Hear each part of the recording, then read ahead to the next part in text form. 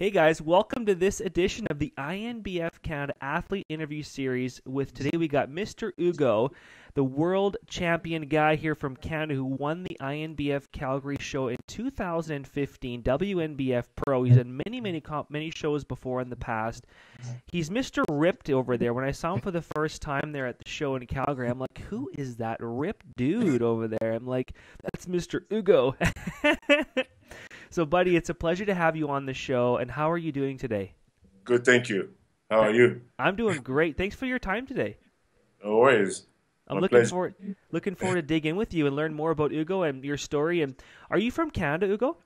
No, I'm from Nigeria originally. Okay. So how long have you been in Canada for?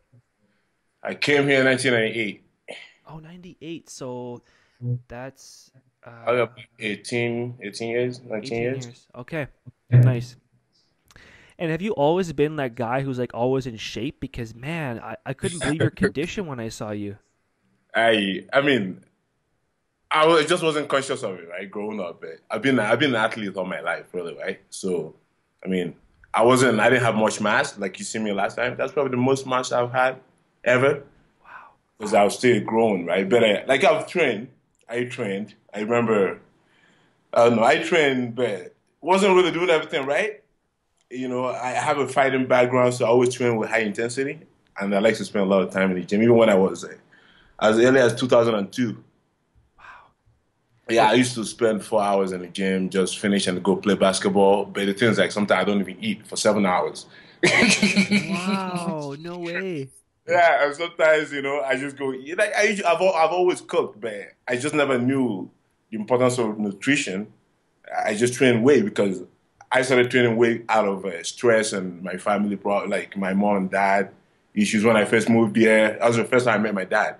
Well, not first time, because my dad came when I was in Nigeria, when I was 15. But he was only there for a month, and I was in boarding school. I didn't really see him. And that was the first time I actually seen him. But, you know, then that's the second time I seen my dad. So we didn't really get along, you know. I miss my mom and all that, you know. So I always go to the gym and just get my pain away, you know. Just like, and just take that lift weight. Nobody likes to work out with me. Ever since, because it's like, oh, you're gonna kill me. I'm like, no, it's just cut. You know, like people always run, you know. Wow, no way. Yeah, but it's always been like that for me. Yeah, That's incredible. So you've always been an athlete. You've always trained. And one thing that's always unique about you as well is you also do mixed martial arts, right? Yeah. I started boxing out of the same situation to just get my mind away. You know, I started boxing, I think 2001. I boxed a little bit, moved to US, come back. You know, boxing wasn't quite big as it was in US, you know. I tried a couple of times, had two cancellations after training. I didn't want to box anymore. It was just too much preparation not to fight, do the main bout. So, but I still always train. You know, I play soccer a lot. I played a lot of soccer growing up. So that's probably where one of the main, you know, if you say development, like, you know, muscle, like. The funniest is, like, I actually never trained legs till 2 years ago for the first time. Wow. Yeah, it's actually funny. And back, I can't remember ever doing back. When I started working, I don't know what I was doing. I was just doing chest every day. Just like every guy, right? I was doing chest every day, man. Like, I would do 500 reps in 35 minutes of, like, one place. I would do crazy stuff in the gym, man. But mostly chest, man. Mostly chest. You know, I can't remember doing shoulder. Even when I do shoulder, I wasn't really sure. I was just doing movements. You know, I would just like to stay in the gym, lift weight. Wow. You know, yeah. But you know, as I go. Your martial art background is in jiu-jitsu, right? Jiu-jitsu, Brazilian jiu-jitsu, yeah. Well, you're a black belt there, right? No, I wish. Yeah? No, I'm a blue belt. Blue belt? Okay, cool. And your boy and girl are also, or your two girls are in that as well, right? Yeah, they train sometimes. You know, in school, you know, with scheduling and stuff. When they're off school, I can have time to take them.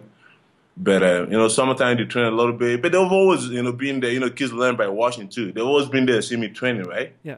Yeah, even when I was with their mom together, and I always go down, like I was in school for 3 years. I never lifted weight for, like, and that's why I actually met Leo for the first time, but I didn't really know him at UFC. I've always woke up and, you know, go hit the bag in the basement, some push-ups, really, you know. I've always have bench press, you know, like, just little stuff like that. They always wake up and come down with me and, you know, do all the stuff, you know, like, I mean, I do jiu-jitsu, they just watch me, but, you know, they do sometimes, but mostly summertime. Yeah. During school time, I'm trying to put a more like school program. They have to do Kumon, and I don't want to work them too much. I want to focus more on school and stuff. Wow. So you mentioned the last 2 years is when you really started training your legs, right? And the It's not most training properly, kind of balanced way of training, right? Okay, so in May of last year, when you won the WNBF Pro card because you won the overalls, what was your big training change when you gained that mass? Like, did you change your training, eating around? What happened? Like honestly, prior to that, that would be my first competition was MPA. That was a year before that. Mm-hmm. So that would be 2014, May. That was my first. Sorry, my sister's calling. I was trying to use her Skype. So just cut short call. And she's in Nigeria, so anyways, but yeah, okay, she'll be fine. She'll know I figured it out. But I did that show. I just showed up. Really didn't really know what to train for. Just showed up and like did physique. It was a mess. It was a good inspiration. Anyway, I played sport. Then then I end up walking a good life. When I started walking a good life, I learned a lot more like to train properly. But I trained with Paul Anthony afterwards. I learned a lot from Paul Anthony. I trained with him. Funny enough, I trained with him for a month. And I learned, like I kept every single program he wrote down, every workout he wrote down for me. And like I'm pretty good at learning, quickly. Yeah, I trained with him for a month, but I stopped training with him because I have to go downtown and I park. I ended up getting a ticket up to $700, man, because every time, because the thing with me, when I go in the gym, I'll say, okay, I'm going to be for an hour. Before I know it's 3 hours. Yeah. It happens to me every day. So I will park a car, just say, okay, I'm just going to be quick. I pay, I come back, I get a ticket.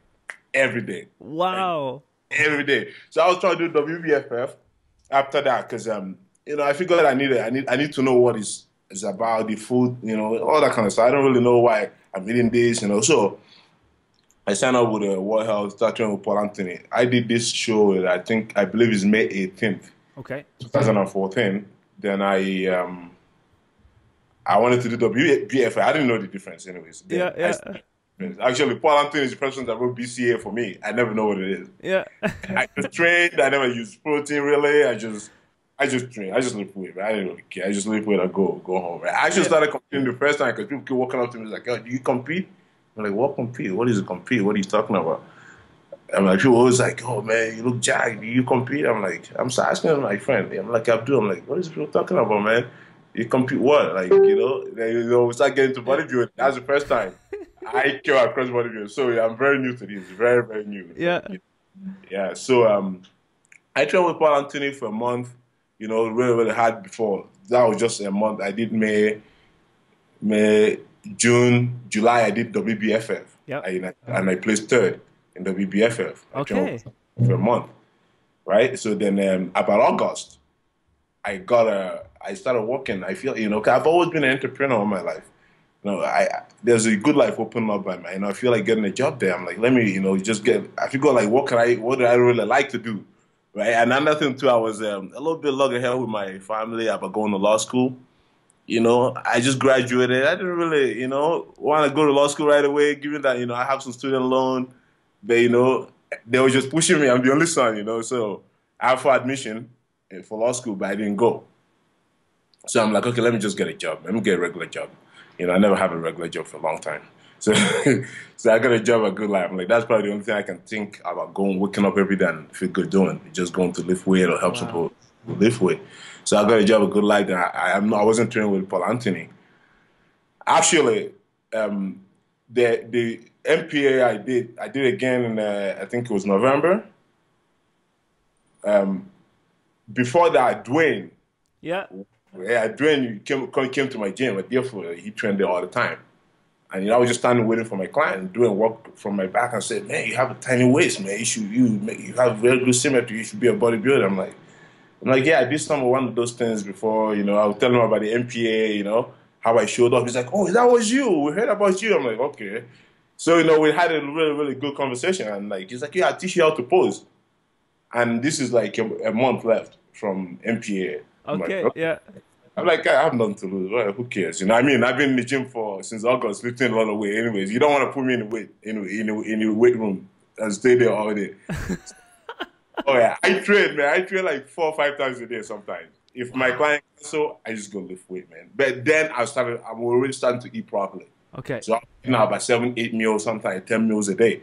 Because depending on how much work rate I put in, I'll get more hungry. Like, So the good things are now I'm doing the right things, eating, taking BCAAs, glutamine before and after workout, stuff like that, right? So I start seeing a difference, right? So like, everything's that kind of come together. Like if I showed up not knowing anything, I have a month left, what do I have to lose? So me and Dwayne would strike pose, we pose and pose, and I went to MPA and won overall too. I mean, it was weird because people was like, "Oh, you're pro bodybuilder." I don't really know, and like maybe I was just lucky, Yeah. Because I realized that people tried to do this to win this for like 2, 3 years, and like just showed up and winning. Like you didn't really feel like when people come pro bodybuilder, they still feel awkward because I don't know, But so after that, I'm like, okay, what do I do now? And Dwayne said, like, I asked Dwayne. I always go back to Dwayne and say, so I have to go to the US to compete. Like, I'm new to this, even though I'm a pro now. But like, I wanna, do this more to get better. Because I'm like, it's kind of sucked that I was almost regretting that I came first. Gotcha. Yeah. So because I couldn't do anything anymore. Right. I didn't really like physique that much. Like I lift a lot of weight. I'm too lean. I love lifting a lot. Like I'm a volume trainer. Yeah. Sometimes I'm getting like 2,000 reps in the gym, 2,000, 3,000, like in 2 hours, 3,000. Like, I just work, man. Wow. So I didn't know what to do. And I said, then INBF. Then say, there's another one coming up, INBF. And he's like, okay. He's like, but it's really big guys in there. I'm like, okay. That's good. I was kind of excited. Like, okay, maybe I have big challenges, right? So I start training, That's how I showed up at INBF too. So it's a lot of thanks to Dwayne. And now fast forward to now, and look where you're at, right? It's awesome. Oh, it's great. It's fantastic, man. So when you train, because you train so much, so many often, and are always in the gym. So do you have a set schedule that you use, or do you have a set training program that you use? To be honest with you, I'm never a big fan of writing stuff down, man. Me and my dad fought over this for a long time. Is like I read a lot. My table's a mess right now with books, but writing stuff down, I've always been reluctant. So, but the thing is, like, I do a lot of research, right? Mm-hmm. So I read a lot, like I remember things, right? But my problem with writing things down is like I can write 15 reps or 20 reps of a workout, but when I'm on that movement, if I'm not feeling like my leg is gonna fall off, it's tough for me to stop at 15 pounds. So I realize that when I write stuff down, I go there, I overdo it. I'm like, there's no point. I'll just go. Like, I'm motivated, right? So it's kind of like taking pre-workout. I don't take it most of it because I'm motivated. No matter how tired I am, once I get in the gym, it's a different story. I'm not tired anymore. That's it. It's over. Once I'm there, it's work time. So, like, writing it down, I know that I have to hit certain muscles. The important thing, like, I know that I have to hit. I know the muscle groups I need to hit, and I know how to torture them. I just have to torture them. Sometimes people ask me, can I see your training routine, what you use yourself? I'm like, if I write it down, it will be ridiculous to write down, actually, because you will not believe me, maybe, right? Because, it's tough to tell somebody to do 500 reps on hamstrings. It will be crazy, right? Wow. It'll be a lot, they'll think, right? But usually what I do, I just invite people to my workout, say, let's train together, right? So they do what I do, they see how long I go, when you're tired, just go, A lot of people get tired of that. A lot of people quit like in a warm-up. My warm-up takes about an hour to warm up for me. An hour to warm up for you? That's incredible. Yeah, it's my kind of body because I think it's from my fighting background. So intensity is a thing, right? Like, if I'm not I'm glad that I know how to periodize my workout because the level I train, I can train with people and they will not walk and I'm not sore. Wow. And they cannot walk and I'm not sore. And I don't like it. I feel like I wasted my time in the gym. So I really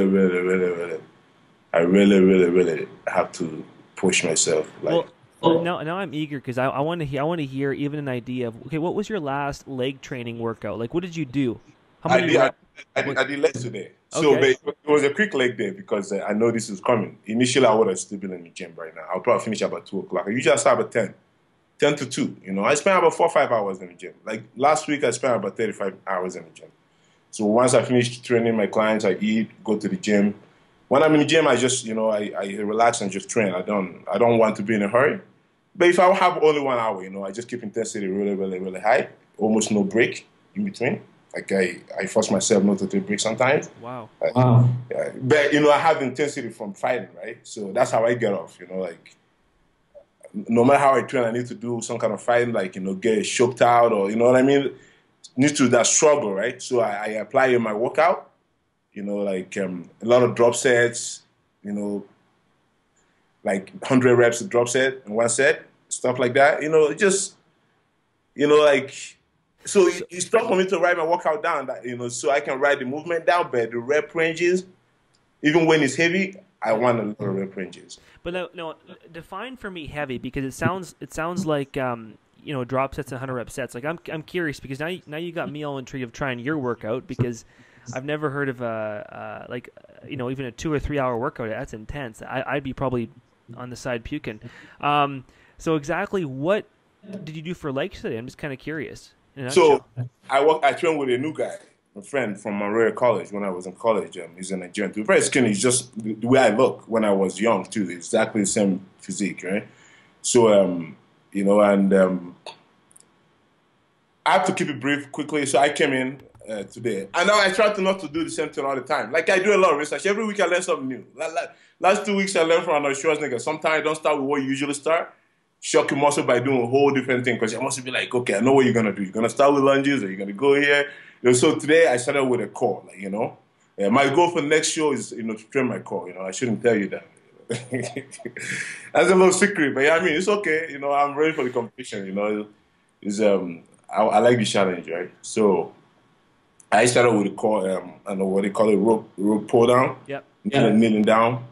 Just 50 reps straight. 20 on the side, 20 on the side. About 4 sets. 50, I don't know the numbers, 50, 200, maybe about 300 reps. Just warm up. I went to the Stairmasters first and did about 5 sets of HIIT.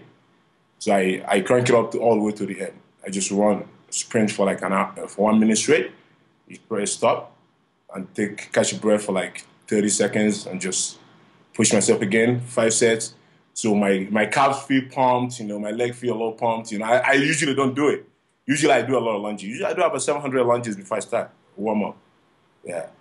Thanks for Paul Anthony, man. He taught me well, man. Even just that 1 month. Yeah, I learned lunges from Paul Anthony. I never did lunges in my life until I met Paul Anthony. So that just tells you how limited my workout had been in the past, even though I go to gym a lot, right? I never done lunges before. So you were saying you were doing 700 lunges? Yeah. I do 1,000 sometimes. I'm not sure, because the thing is, like, when you train regularly, that intensity, your body get used to it. It sounds crazy, but it's not really crazy. I do it every day. Like, everybody think I'm crazy, anyways. In the gym, they all think I'm crazy. Like, even when people walking out with me, they're like, you work out with that guy? Oh man, whatever. Man, that's what I do, right? That's what I do. Even when I used to work, my manager's like, oh, we need a rest day. You overtrain. I'm like, overtraining is, me. I don't believe in overtraining. I believe in, when you gotta take rest, right?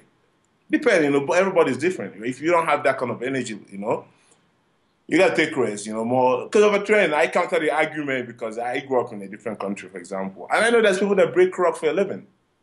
They can overtrain, and you can see them. They look jacked, and they don't even eat no chicken breast. They eat bread and water and stuff, and they break. That's more than working out.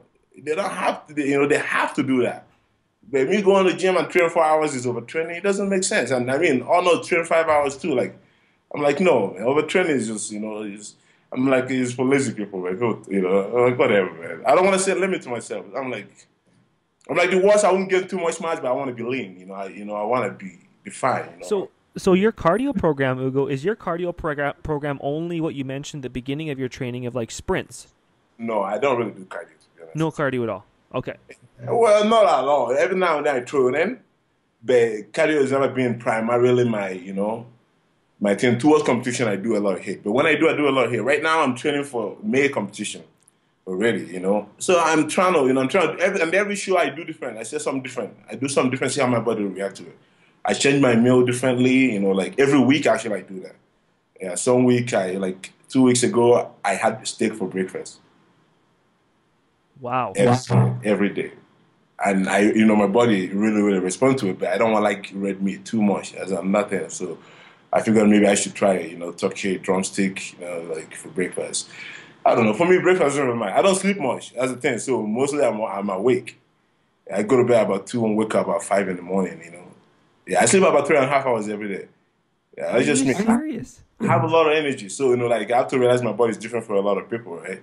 So, and the thing is that once I'm awake, I'm fully energized. There's nothing like, but I think it's my mental usually takes off. My mental controls my body a lot.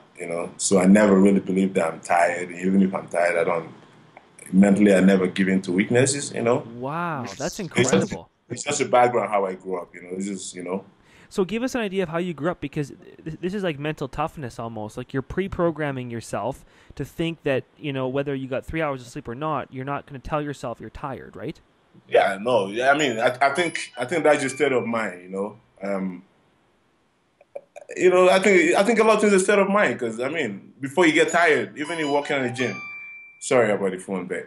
Even when you're walking out in the gym, your body never give up. It's your mind that tells you you're tired. Your mind be like, oh, maybe I didn't sleep enough last night. I should probably be tired by now. Maybe I've been here for 4 hours. Maybe I should be tired. If you're not really thinking it, you enjoy what you're doing. Yeah. You wouldn't be, you can be, you're there to work hard anyways. You're not there to eat cake. So, you know what I mean? But yeah, like, and I would train. I still do jiu-jitsu, which is really, really tough. So this time I'm trying to reduce doing jiu-jitsu. I'm not doing as much jiu-jitsu. I'm trying to do once a week, private classes with a coach. Because that's it. Well, I might keep my fighting background and stuff like that. But my background growing up, I grew up in Nigeria. I came here when I was 17. I'm 35 now. You're 35?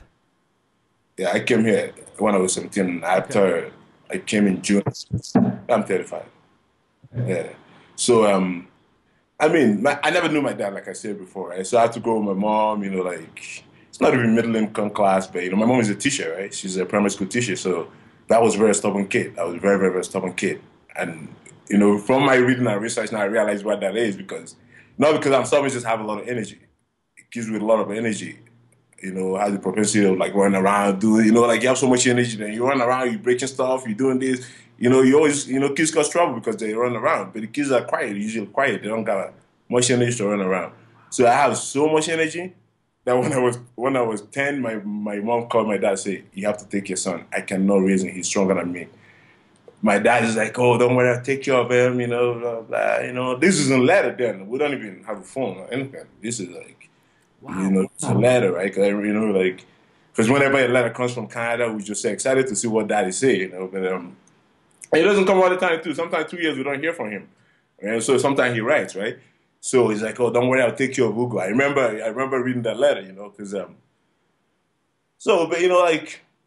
and that caused so much trouble for my mom, and I was supposed to be an exemplary kid because my mom is a teacher. And she grew up in a community where my grandfather was an Anglican church minister also. And it's a little town. And my grandmother came from that town also. And my mom ended up teaching in that town. So I was very popular because my mom teaches and my grandfather was, like they both were like, in those kind of communities, they always know you because you're a teacher, like most people are illiterates, like they didn't really go to school, like. So they always know the teachers and the church, you know what I mean? It's always like, so they always know me. They always call me Ugo about in my language, which means like cry, Ugo. I'm always crying because I'm always getting beat up because I'm always doing something wrong, Wow. Well, now I don't say it's wrong, but it's just kids, right? You know what I mean? But my mom is a very quiet woman. She's very, very, like, she's like an angel. Like when you see me and see my mom, you say, you didn't give birth to this kid. This is not your son. He's crazy. He's just like, he's so humble. He's like, So I don't know. Ugo, when you moved to Canada, like was it just by yourself then? I came by myself, yeah. Wow. So why did you move to Canada? What was the reason? Well, it's to me, my dad. We've been excited. I never know my dad, right? To live with my dad, yeah. But I was because so much of it. I got put in boarding school. That's where I had a lot of transformation. In boarding school, you really, really, really have to survive. It's like a military. Yeah, it's like a military school, right? So the discipline, and I think that's where a lot of routine about me changed. Because growing up, I remember sleeping. But boarding school, we have to go to prep. We have to read from You know, how everything is routine. Like I say, his body is like military. Like everything is controlled by the bell. Once the bell go, you know what to do. You know, it's a shower time, it's a siesta time, it's a lunch time, it's a, you know, prayer time, is, you know, prep time. So usually we read till 12 midnight and we'll go to bed and wake up 5 in the morning. That's the rising bell. And once it goes, like once the bell goes, you're on time. You pray. You know, the song goes on. We sing hymns and. You know, we go shower. You know, you got to be in school right away. You have to go have your breakfast, which is served in the, you know, in the refectory, and everybody have to go with their cutleries. And you know, if you don't have your cutleries, you know, it's very strict, very extremely strict. And the grade 12s have control of the school, so you know when power is entrusted onto your fellow students, it's crazy. It's the power corrupts, and absolute power corrupts absolutely. Wow. Absolute power definitely corrupts absolutely. When he's a fellow student in grade 12. Entrusted power to control the students, right? So we have different posts from sanitary prefect, from refectory prefect, dining prefect, chapel prefect, you know, like everybody take care, you know what I mean? Some people have to ensure that your clothes and everything. So that power is entrusted, you know, they give that mandate. So, you know, so Ugo, like as far as right now, are you a full-time personal trainer? Is that what you do? I do personal training in the morning. I've always been involved in real estate for a long time, since I was 17, because that's what my dad did. And I took a course when I was 17. So I learned a lot about real estate. I worked for my dad for a little bit, and I've been investing in real estate ever since I came to Canada, really. Oh, nice. Good for you. That's awesome. So that's another thing I do. But I mean, it doesn't take my time as much, like, you know. I don't sell, but, you know, I have a group of friends that I grew up with who do investment real estate. That's awesome. So basically, so you're training, so now basically you're training clients at Good Life, and then you also train there yourself as well. And I don't work at Good Life anymore. I started my own at Ugbfit. Oh, good. So tell us about that, Ugo.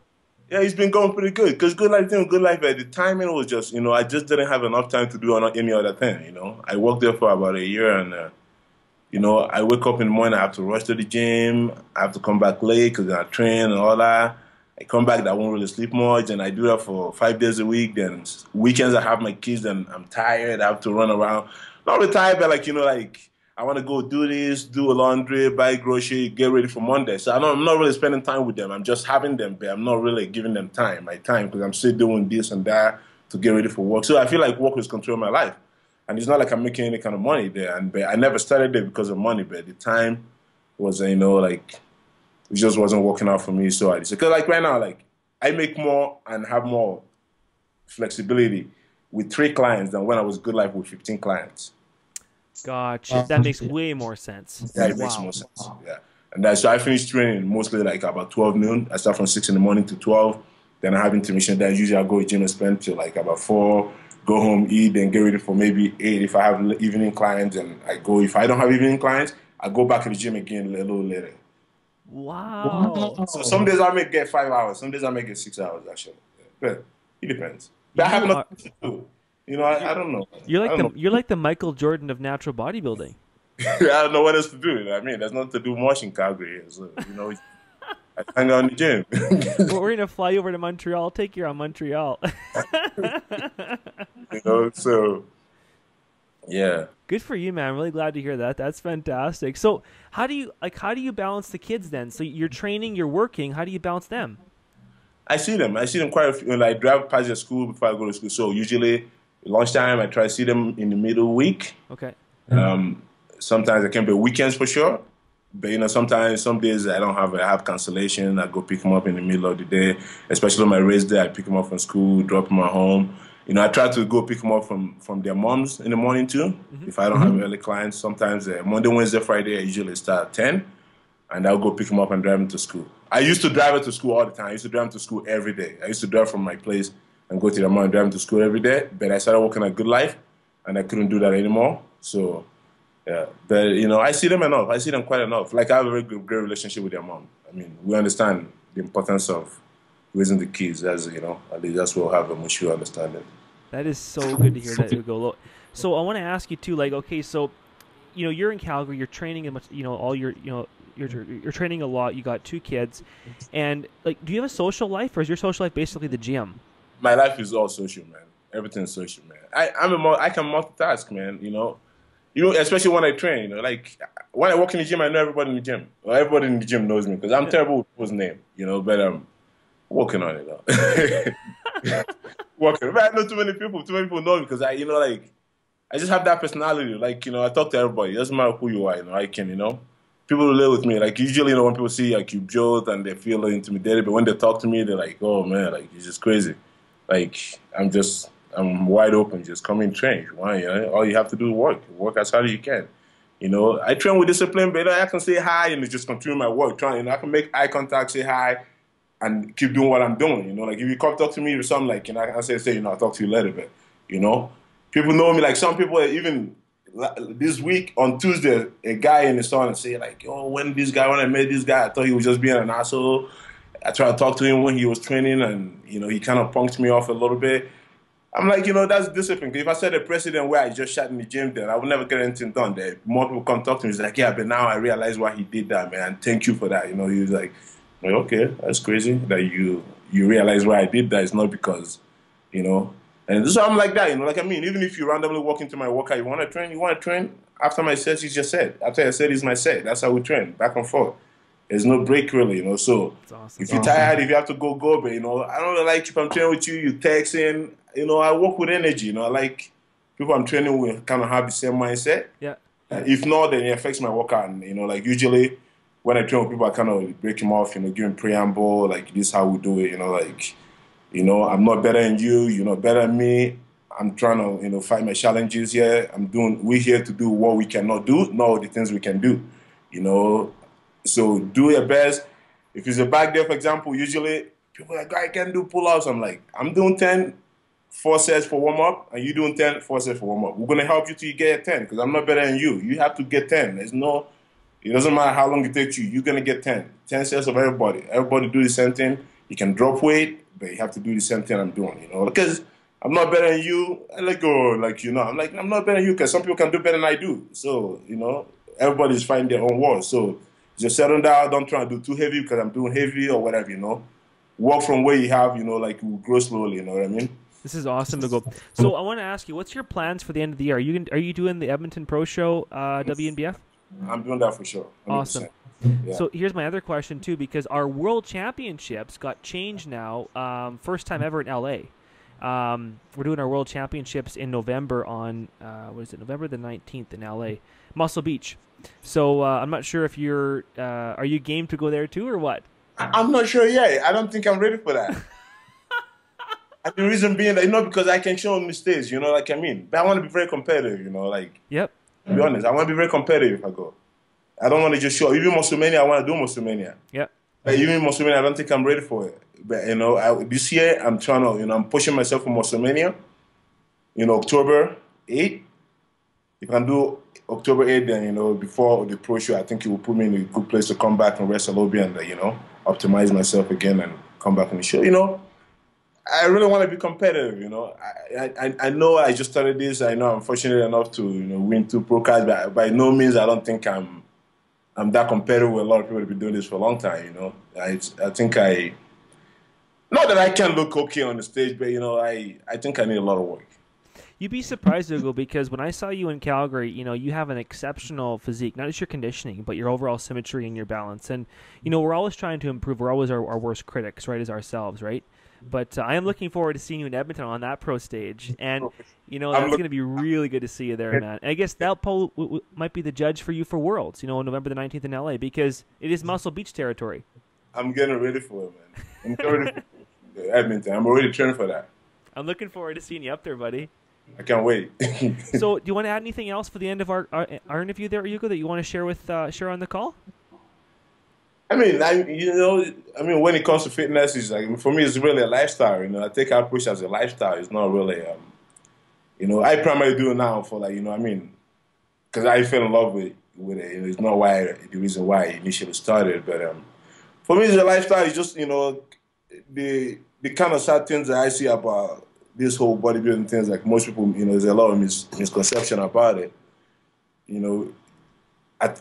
Primarily, I think it's for fitness. You have to be fit. You have to take care of yourself, eat properly. But, people doing all kind of, injection and all this kind of, like doing some kind of crazy stuff just because, trying to look like somebody else and stuff like that.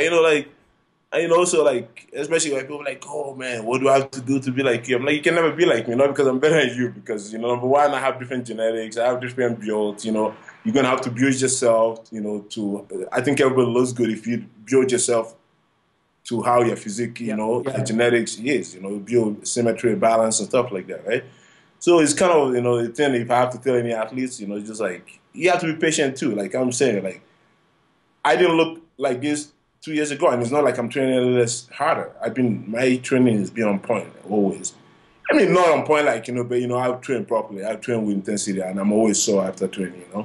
But it takes time. It takes time for muscle development and stuff like that. So, sometimes I think people have to exercise patience, right? As they train. Totally, yes, for sure. Right? Because you grow. You still grow, you know what I mean?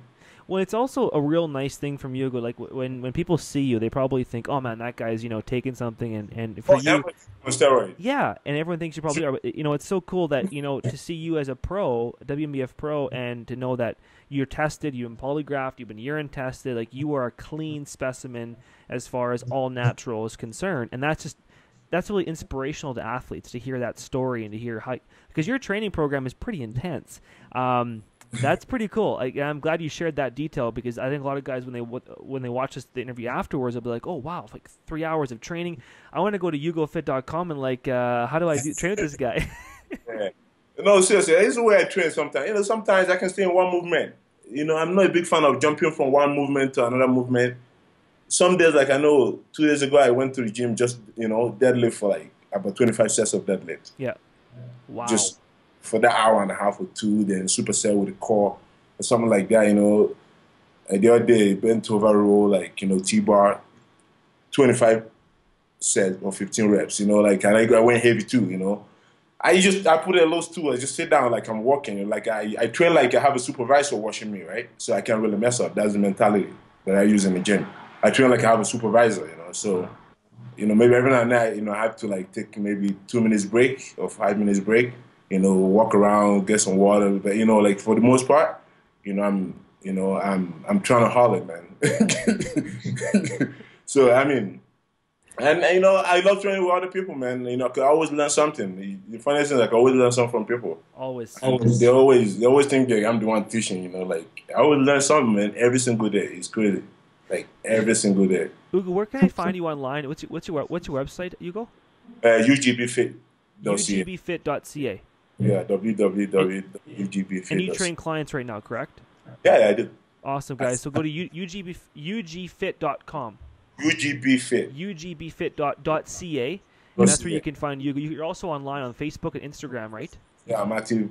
Honestly, I'm more active on Facebook and stuff. My website is not really, but I mean, you can go there and look around. I still have more work to do on the website, but I just want it there for reference for now. So Perfect. Well, there you guys have it, Mr. Ugo right there. He's the man that's been the Nigerian bodybuilder who's like the pro that trains 3 to 4 hours a day. He'd make all of us cry. Nigerian Canadian. I'm a Canadian citizen too. Nigerian Canadian. There you go. Dual citizen right there. That's perfect. I'm Nigerian Canadian. That's awesome, man. Well, I want to thank you very much, Ugo, for your time today and all the information you've given us, and just diving into about you and your story, where you're from, and obviously, really, your training was really cool to hear what you've been doing there. So, thank you very much for your time, Ugo. Thank you, man. I appreciate it, man. Anytime, buddy. Stick on the line here when I finish the call. But, guys, check this out on YouTube. Go check out ugbfit.ca, and we'll see you guys on the next episode. Have an awesome day. Thank you.